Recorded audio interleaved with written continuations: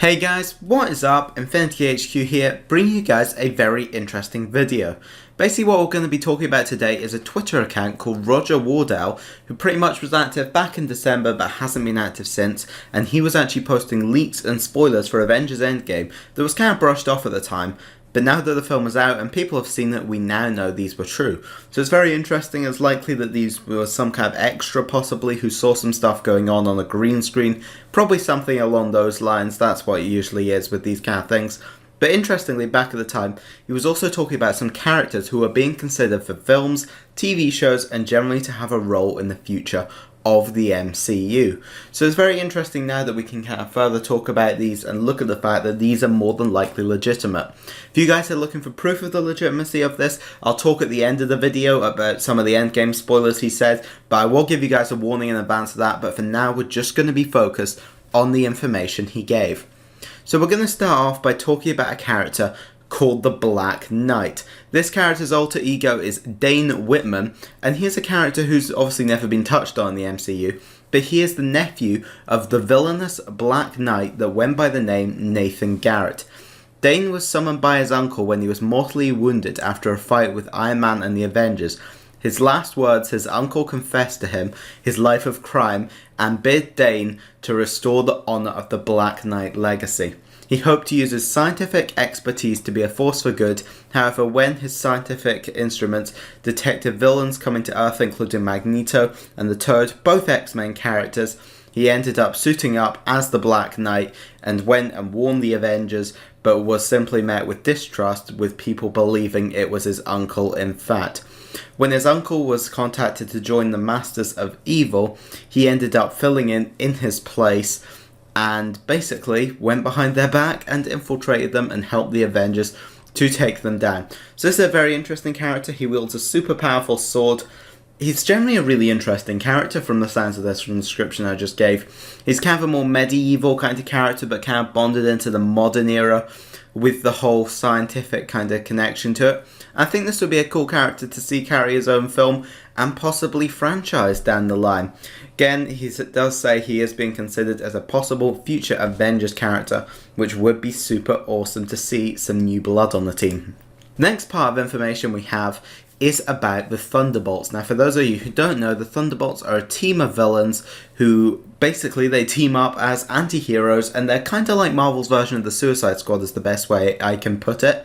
It says that they have big plans for Zemo, the villain from Civil War, Ghost, the villain from Ant-Man and the Wasp, Justin Hammer from Iron Man 2, General Ross, Incredible Hulk, Captain America Civil War, and Avengers Infinity War, and finally the Abomination, who again was the main villain inside of the Incredible Hulk. It does say the leader, again from that same movie, is being discussed to be the villain of the Thunderbolts, and it's being planned as a possible trilogy.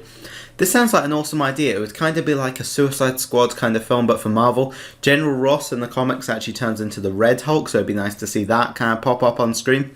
Sounds like this would mainly be kind of more of a sequel to Incredible Hulk in a way, which I think would be a really interesting angle to take this in. I'm all for this becoming a franchise. Personally, I'm all for the kind of variation. I know a lot of people say they should kind of hang off with the whole team up kind of films, but I really do like the idea. I think this could be clever. This could also chuck a character like the Winter Soldier in there. They could have like the Avengers go up against the Thunderbolts. I think it could generally be a really interesting thing to see come in down the line. Next, we're going to talk about some characters that Feige has been discussing to be potential films down the line, but they're also being considered heavily as multiple season-long shows for Disney+. These characters being the Power Pack and Miss Marvel. Starting off with Miss Marvel, because she's probably the more known character, this character is known as Kamala Khan. She's a teenage Pakistani American from New Jersey who develops shape-shifting abilities, discovering she has the Inhuman gene. Obviously, Inhuman is something that's been touched on Agents of S.H.I.E.L.D., so I think they could kind of link that in with that and the Mist story that they did over on there.